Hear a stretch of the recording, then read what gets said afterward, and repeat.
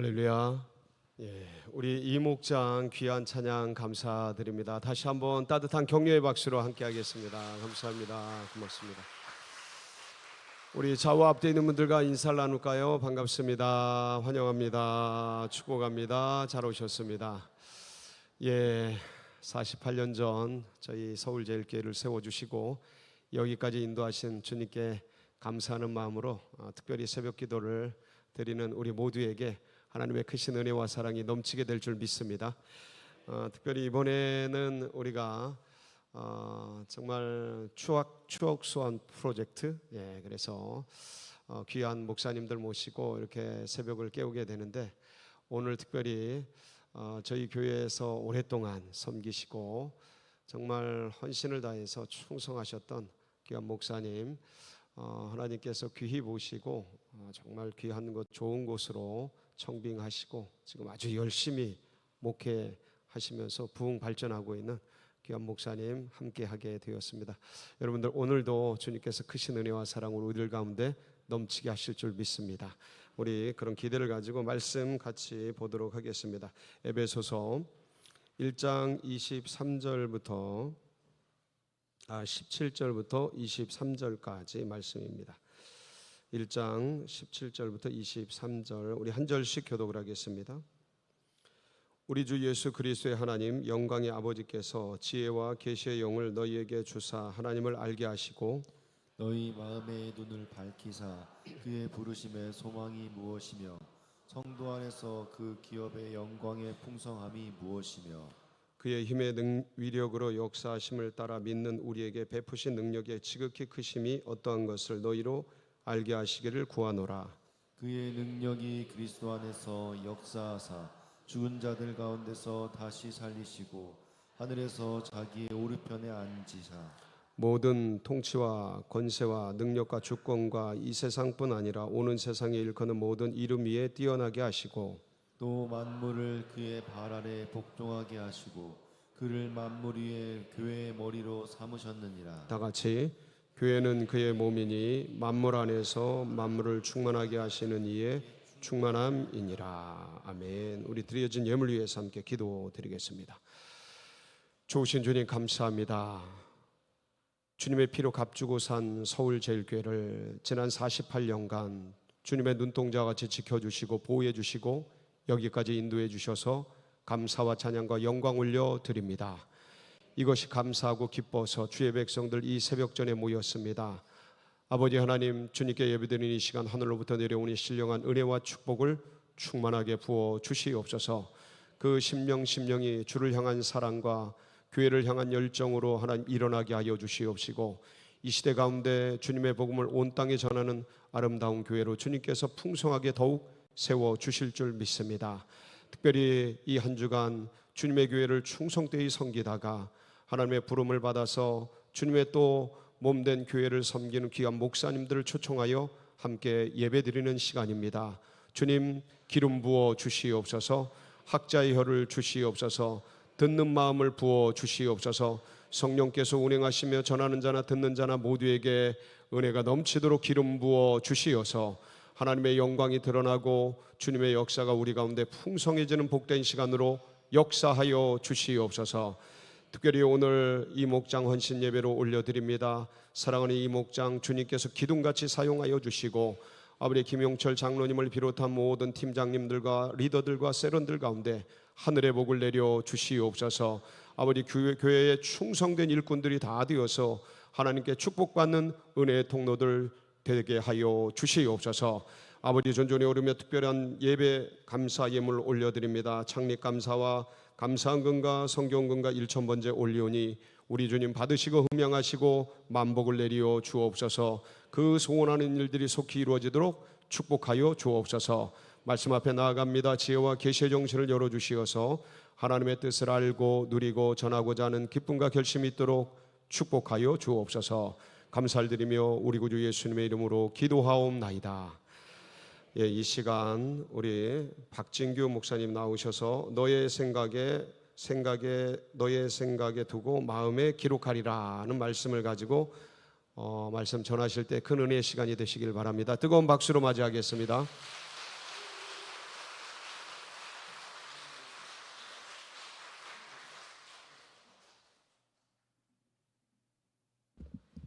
네, 안녕하세요. 반갑습니다.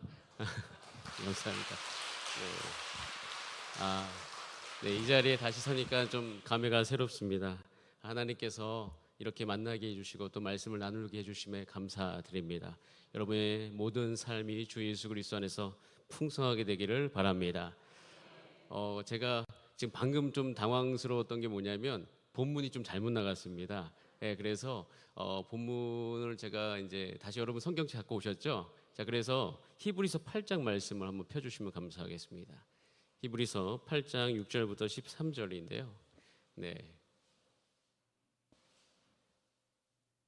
그래서 히브리서 8장 16절부터 13절입니다. 8장 6절부터 13절.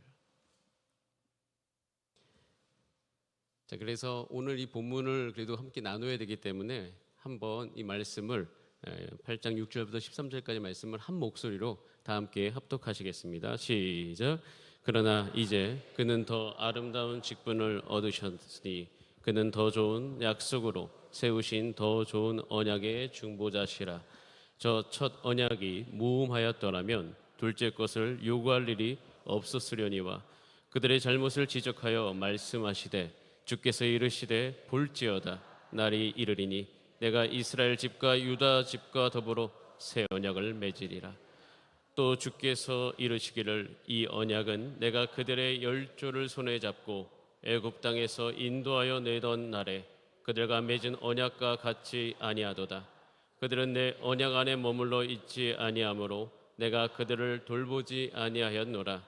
또 주께서 이르시되 그날 후에 내가 이스라엘 집과 맺을 언약은 이것이니 내 법을 그들의 생각에 두고 그들의 마음에 이것을 기록하리라. 나는 그들에게 하나님이 되고 그들은 내게 백성이 되리라. 또 각각 자기 나라 사람과 각각 자기 형제를 가르쳐 이르기를 주를 알라 하지 아니할 것은 그들이 작은 자로부터 큰 자까지 다 나를 알미라. 내가 그들의 불의를 긍휼히 여기고 그들의 죄를 다시 기억하지 아니하리라 하셨느니라. 새 언약이라 말씀하셨음에 첫 것은 낡아지게 하신 것이니 낡아지고 쇠하는 것은 없어져 가는 것이니라. 아멘. 너의 생각에 두고 마음에 기록하리라 라는 말씀 함께 나누도록 하겠습니다. 하나님께서 여러분들을 불러주신 줄 믿습니다. 하나님의 부르심에는 실수가 없습니다. 그리고 하나님은 지금 여러분을 하나님의 백성답게 빚어가고 계십니다. 히브리서 2장 16절에서 분명히 말씀합니다. 내가 너를 붙들어 주리라. 하나님의 붙드신 손길이 바로 여러분을 향해 있음을 바라봅니다. 그렇다면 우리는 하나님 앞에서 우리 스스로에게 질문을 하게 됩니다. 나 같은 평범한 사람을 어떻게 하나님의 백성답게 빚어가실 수 있을까? 내 삶에서 하나님의 백성답게 살아갈 힘은 도대체 어디로부터 나올 수 있는 것인가? 그 답은 분명합니다. 그 힘은 오직 하늘로부터 기도하는 자에게 부어질 것입니다. 기도하는 중에 여러분 안에 마르지 않은 샘물이 터져 나올 것이고 그 자리에서 그 눈물 속에서 하나님께서 새로운 힘으로 함께해 주실 것이에요. 저는 그 시간이 바로 오늘이 될 것을 기대합니다. 자, 이렇게 기도하는 마음으로 우리가 이제 성경을 펼쳐가기 시작하면 히브리서는 우리에게 놀라운 그림 하나를 보여주는데요. 그것은 하나님께서 이렇게 표현하고 있어요. 모세를 통해서 하나님의 집을 세웠다. 근데 똑같이 한 가지 집을 또 세우시는데 예수님을 통해서 하나님의 집을 세웠다라고 이야기하고 있습니다. 근데 그 집은 단순한 건축물이 아니죠. 하나님의 나라입니다. 그 집을 이미 지으셨어요. 그래서 그 집을 이미 지으셨다라고 히브리서 3장 6절에 기록을 하고 있는데요. 같이 한번 히브리서 3장 6절 말씀을 읽어봅니다. 시작. 그리스도는 하나님의 집을 맡은 아들로서 그와 같이 하셨으니 우리가 소망의 확신과 자랑을 끝까지 굳게 잡고 있으면 우리는 그의 집이라. 지으신 그 집이 바로 여러분인 것을 이야기하고 있어요. 그 집을 하나님께서 지으시고 하나님께서 맡고 계신다고 되어 있는데 오늘 표현하는 나는 하나님의 집이다라는 표현 말고도 방금 읽었던 히브리서 3장 6절에 한 가지 놀라운 고백이 있는데요. 그것은 그리스도가 하나님의 집을 맡은 아들이라고 되어 있어요. 우린 집이죠. 그 집을 누가 맡고 계신다고요? 예수님께서. 예수님이 그 집을 맡고 계셔요. 이걸 곰곰이 생각하고 있으면 여러분 스스로가 내가 보통 사람이 아니구나라는 걸 느끼셔야 돼요. 우리의 위치가 굉장히 높아진 거예요. 우리 위치가 얼만큼까지 높아졌나? 로마서 8장 29절에 이렇게 기록하고 있습니다. 하나님이 미리 아신 자들을 또한 그 아들의 형상을 본받게 하기 위하여 미리 정하셨다. 이로 그로 많은 형제 중에서 맏아들이라는 표현을 쓰십니다. 예수님이 맏아들이죠. 여러분들도 아들과 딸이십니다. 즉 저와 여러분은 예수님의 형제다라고 되어 있어요. 그러니까 우리 위치를 어디까지 올리셨는가? 예수님과 동등되게 주셨다는 거예요.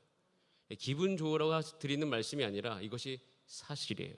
우리 옆분들하고 한번 같이 인사할까요? 성도님은 예수님과 동등된 하나님의 자녀이십니다. 시작. 성도님은 예수님과 동등된, 굉장히 중요한 이야기입니다. 내가 하나님의 집이다. 그리고 내가 예수님과 동등된 자녀이다. 이 사실로부터 오늘 말씀은 세워져 갑니다. 이것이 저와 여러분의 신분이에요.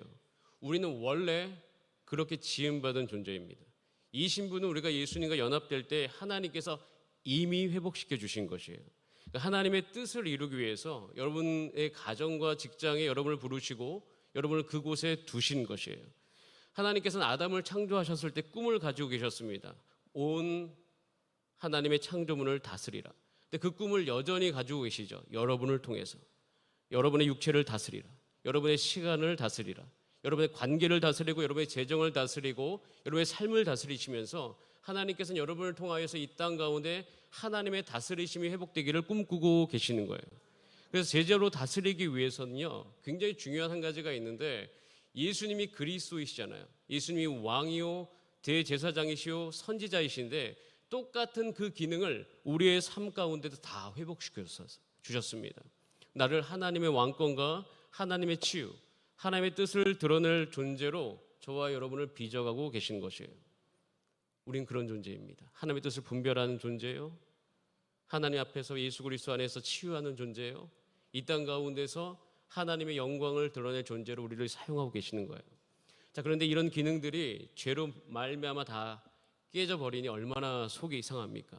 그래서 저는 성도님들을 대할 때마다 어떻게 하면 그 모든 것을 회복시킬 수 있을까 묻고 기도하기 시작합니다. 왜냐하면 예수님께서도 이것을 회복시키시기 위해서 오셨기 때문이에요. 예수님께서 그 십자가를 참으시고 그 십자가에서 회복하신 것이 뭐냐면 바로 이 모습이에요.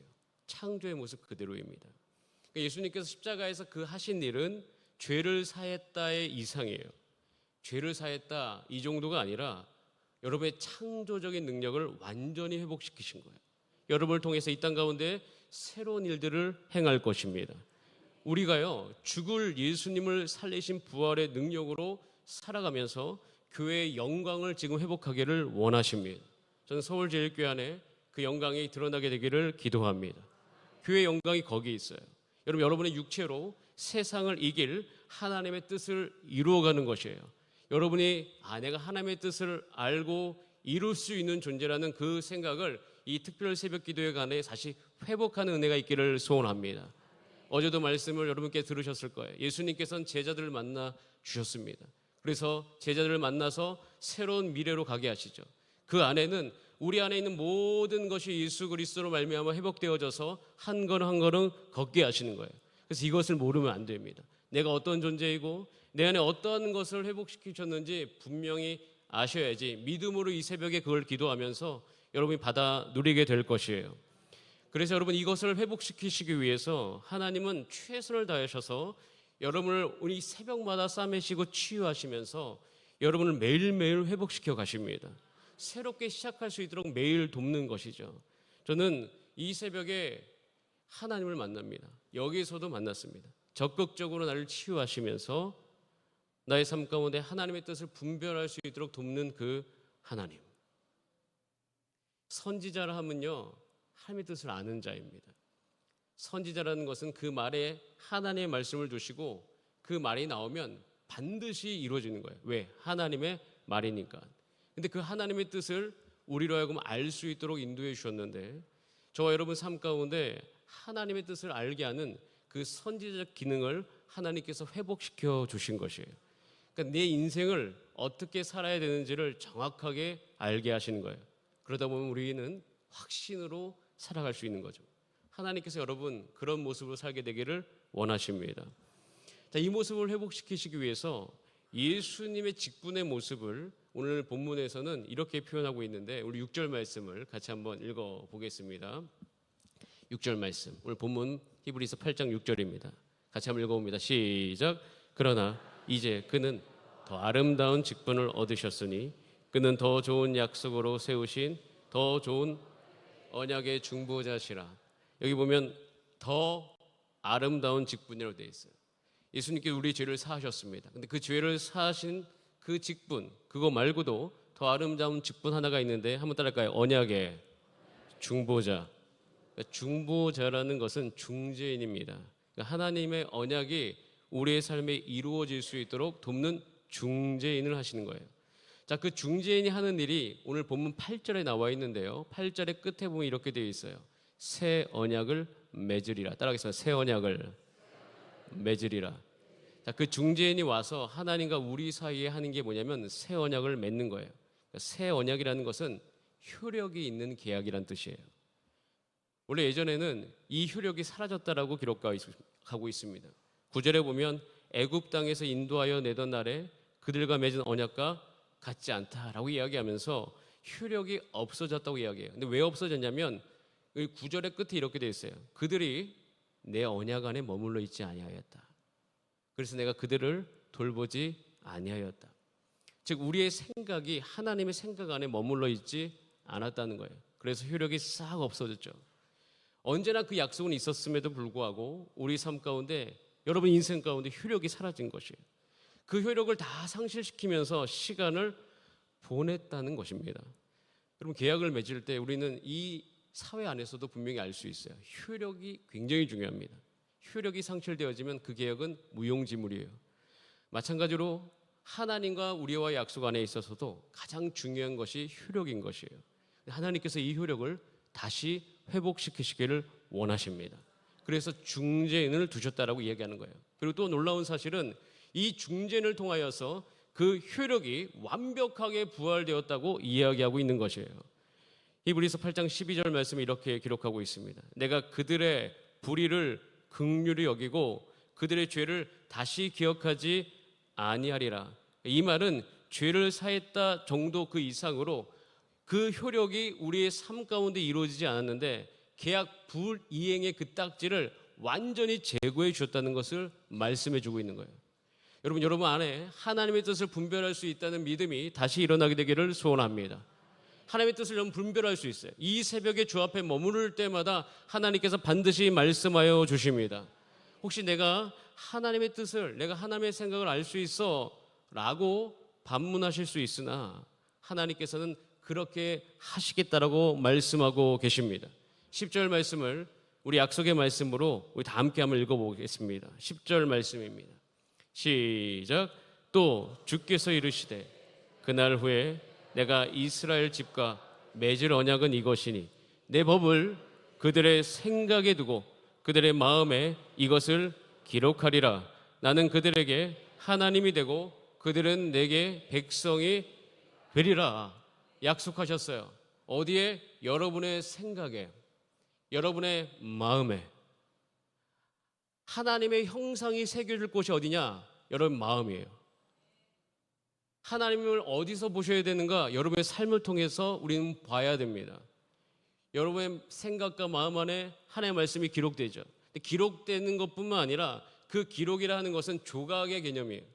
내 마음이 조각되어져 가는 것이에요. 바벨론 포로 시기 이후에 학개스가라 말라기의 그 예언 가운데 구약시대 끝이 옵니다. 그 끝에 소망이 없어요. 근데 그 소망이 한 가지가 있는데 그것은 뭐냐면 한 줄기 소망으로서 메시아가 이 땅에 오신다는 거예요. 그래서 이 땅 가운데 우리를 회복시켜 주시는 거예요. 저는 지금 교회의 상황이 똑같다라고 여기고 있습니다. 바벨론 포로 시기와도 같아요. 그런 영적인 상태가 있습니다. 그 영적인 상태에 우리는 이 성경을 가지고 있어요. 분명한 사실은 이 성경 말씀은 단순히 우리 가운데 이렇게 들고 다니라고 주신 말씀이 아니라 이 말씀은 반드시 여러분의 생각에 두고 여러분 마음에 기록이 되어지고 여러분 인생의 많은 실제적인 문제를 향하여서 답을 줄 수 있도록 하나님께서 지금도 우리를 인도하고 계실 것입니다. 그래서 저는요, 내 인생 가운데 소망을 가지고 있어요. 하나님께서 하나님의 생각을 어디에 두신다? 내 생각 가운데. 내가 하나님을 알 수 있다. 내가 하나님의 뜻을 분별할 수 있다. 여러분 안에 과거의 여러분의 모습을 살펴보면서 과연 나의 인생 가운데 하나님의 뜻을 알 수 있을까 생각할 수 있지만 하나님께서는 여러분이 하나님의 생각을 알게 되기를 원하고 계십니다. 사실 그건 능력의 문제가 아니에요. 하나님의 뜻을 아는 것은요, 갈망의 문제입니다. 잘 보면 하나님 왜 이렇게 우리 가운데 응답해 주시지 않죠? 왜 하나님의 뜻을 나에게 알려주시지 않죠? 내 문제에 왜 하나님 관심 없으신 것 같죠? 이런 생각은요, 돌이켜 생각해 보면 우리도 하나님의 생각에 관심이 없을 때가 많이 있습니다. 하나님의 뜻이 이 땅 가운데 이루어져야 되거든요. 인생을 살면 살수록 한 가지가 분명해지더라고요. 구원이라는 것은 나로부터 구원입니다. 내가 소멸돼야지 구원이 완성이 되어지고, 그리고 내가 소멸된 상태로 사는 것이 가장 큰 행복의 길인 것을 배우게 되어집니다. 예수님께서는 고난받으신 이유, 이 땅 가운데 하나님의 뜻이 여러분의 삶을 통해서 이루어지기 위해서 그 골고다를 걸어가신 것이에요. 그러니까 우리는 예수님의 십자가를 바라볼 때마다 예수님이 나를 위해서 죄사함 받으셨구나, 그것 이상으로 한 가지를 더 생각하셔야 돼요. 예수님께서 그 십자가를 참으시고 걸어가신 이유가 하나님의 뜻이, 하나님의 생각이 내 마음에 새겨지게 하기 위해서 그것을 참고 걸어가신 거구나. 깊이 생각하시길 바랍니다. 깊이 생각하세요. 깊이 생각하기 시작하면 저는 여기 서울제일교회에 있는 우리 모든 성도님들이 11절 말씀 이루어지게 되기를 원하는데, 작은 자로부터 큰 자까지 하나님을 알 것이다라고 되어 있어요. 하나님을 아는 지식이 풍성한 공동체를 만들어가는 거예요. 저는요, 교회의 영광이 여기 있다고 믿습니다. 온 성도가 하나가 될 수 있는 비결이 여기 있다고 믿습니다. 그것은 우리 가운데 하나님을 경험하는 지식이 더욱더 풍성해지는 것이에요. 하나님의 사람이라는 것은 하나님의 생각이 자기의 뜻이 된 사람이에요. 이걸 통해서 하나님께서 하나님의 역사를 이루어 가십니다. 이 창세기에 보면 아브라함이 믿음의 조상입니다. 그 믿음의 조상이 될 수 있었던 굉장히 중요한 이유는 뭐냐면 하나님의 생각이 아브라함의 생각이 된 것이에요. 아브라함이 어디로 갈지 몰랐는데 하나님께서 그 모든 상황 헤브론으로 가라고 하십니다. 근데 헤브론으로 갈 수 있는 생각은 아브라함 안에서부터 나올 수 없는 생각이에요. 근데 그럼에도 불구하고 하나님 앞에 있으니까 그 하나님의 생각이 아브라함의 생각이 되었습니다. 이것은요, 오늘 이 히브리서 말씀이 아브라함의 삶 가운데 분명히 이루어진 것이에요. 하나님의 생각이 아브라함의 생각이 된 거예요. 그러면서 창세기 15장으로 갔을 때 하나님께서 아브라함에게 나타나셔서 하셨던 굉장히 중요한 말씀, 여러분과 들리기를 원하는데요. 한번 따라 하겠습니다. 너는 반드시 알라. 알라라고 이야기해요. 알아라. 그래서 아브라함은 이스라엘 백성들이 포로되었다가 400년으로 돌아올 것을 그때 압니다. 이 약속 붙들고요, 나중에 창세기 그 끝에 가면 이 야곱도 그렇고 요셉도 그렇고 다시 여기 애굽을 떠날 것에 대해 생각을 하고 있어요. 그러면서 결국 출애굽기가 열리게 됩니다. 그러니까 약속을 그 마음속에 두면서 그 생각 안에 하나님의 약속을 두면서 하나님의 역사가 열리기 시작하는 거예요. 이렇게 하나님의 생각을 알아가니까 나중에 이삭을 바치라고 이야기하는 그 생각조차도 아브라함이 알게 되는 것이에요. 근데 이것이 여기서 끝나나요? 그러지 않습니다. 사도행전이라고 하나님께서 교회를 태동시키셨을 때에도 이 온 교회의 성도들이 하나님 앞에 있을 때 하나님의 생각이 성도들 가운데 임하기 시작합니다.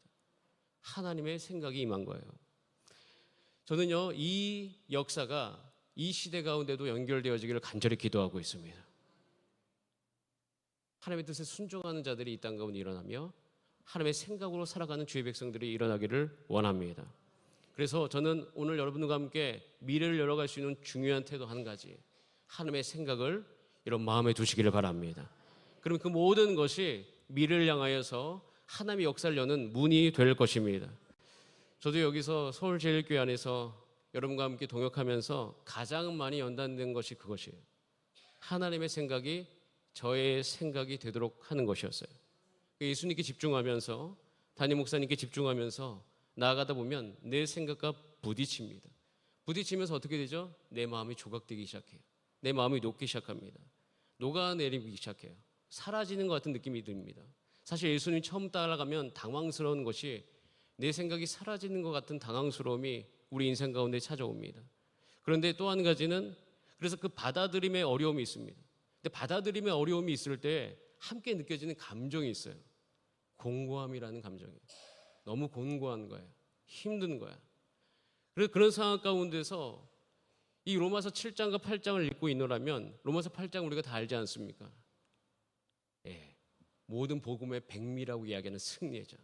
그런데 이 8장 앞에 한 가지 디딤돌이 있는 거예요. 그게 뭐냐면 로마서 7장에 있는 거예요. 7장의 핵심이 뭐냐면 내가 곤고한 자라는 거예요. 그때 제가 알았어요. 이 곤고함이라는 것은 8장으로 가는 디딤돌이구나. 오히려 저는 그 곤고함을 느낄 때마다 더욱 하나님의 뜻을 갈망하는 태도로 주 앞에 나아갔습니다. 그러다 보니까 내 생각이 하나님의 생각으로 바뀌어가는 그 과정을 경험했죠. 돌이켜봤을 때 사실 그것이 저의 모든 것을 다시 세워가기 시작했어요. 그리고 하나님의 생각이 될 때 하나님의 역사가 그 자리에 있다는 것을 알게 되었어요. 제가 2년간 담임 목사로서의 사명을 감당해 보니까 그 열매가 지금의 사역자 안에서 나타나게 하시는 것을 보게 되어집니다. 저는 그것을 다시 지금도 여전히 해가고 있습니다. 장로님 8분과 제가 이제 지금 제자 훈련을 같이 하고 있는데 1기예요.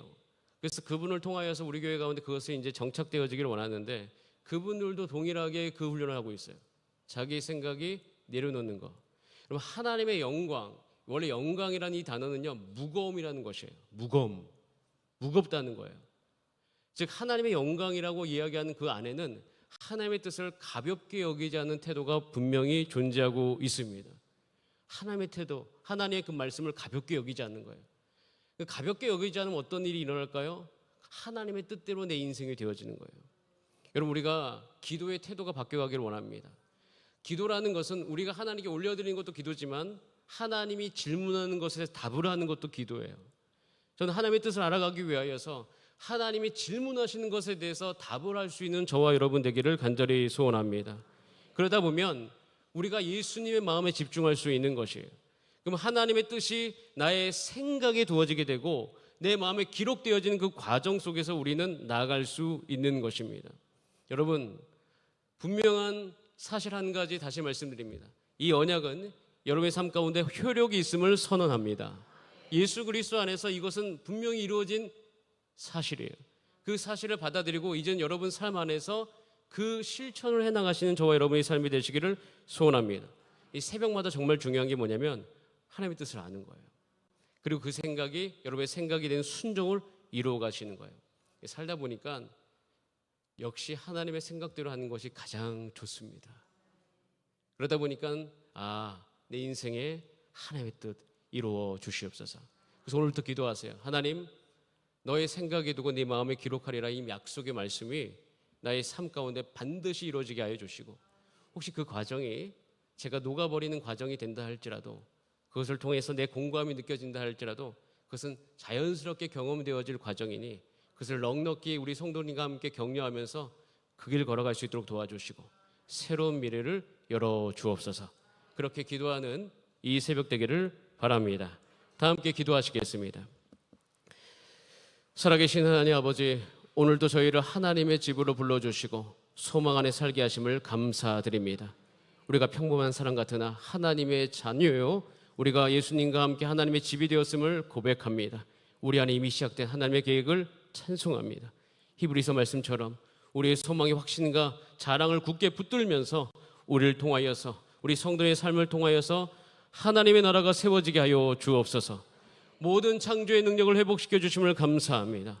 하나님의 뜻 안에서 잘 다스리는 자가 되게 하여 주옵소서. 부활의 능력으로 살게 하여 주옵소서. 예수 그리스도와 연합된 자로서 아버지 이 시기 가운데 혼란 속에서도 아버지 말씀 안에서 새 언약을 붙들고 하나님의 뜻이 우리의 생각이 되어지는 성도를 일으켜 주시고 다음 세대를 일으켜 주옵소서. 묵상과 기도 가운데 주의 뜻을 순종하게 하여 주시고 이 영광이 우리 가운데 경험되어지게 하여 주옵소서. 감사드리며 예수님의 이름으로 기도드립니다. 아멘. 감사합니다.